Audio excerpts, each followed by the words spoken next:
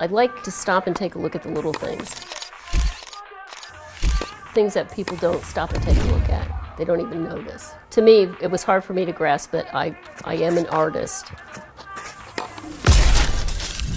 even if I just do photographs.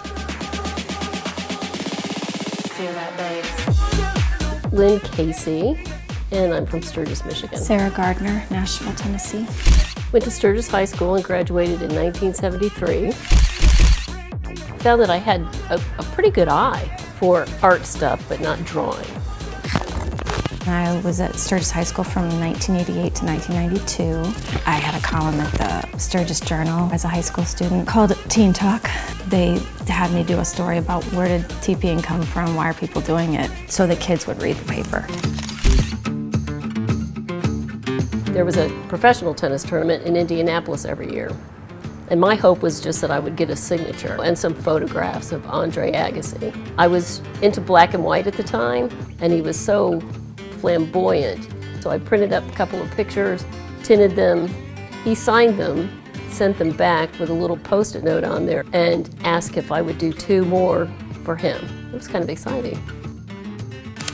My first job after college was in New York City. I worked for The Golfer magazine. You know that show, Seinfeld? You know, Kramer. We take out our drivers, we tee up, and let the ball go safe. The actual Kramer that the show based the Kramer character on was really into golf, so it was my job to go to meet with him.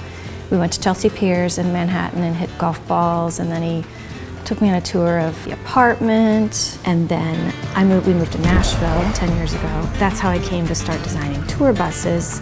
I've worked with Maren Morris, Kelsey Ballerini, Post Malone, Travis Scott, and he wanted a recording studio on it. Chris Stapleton and his wife were very invested in the process. He decided early on that he wanted installation of Indian head pennies in the bus. They were all $1 each, and I had to get 2,300. It looked great. I just have to find something most every day to take a picture of. Even if I don't sell it, even if it's not for sale, even if it's just something I'm proud of. So it's been an interesting journey. I don't think I realized as a student and when I was younger that just because I couldn't paint or draw didn't mean I wasn't artistic. I think it's good to go and explore and get out there and do it so you don't have any regrets that you didn't go to that big city and immerse yourself into that culture. But then I think it's always nice to come home. This is our favorite place.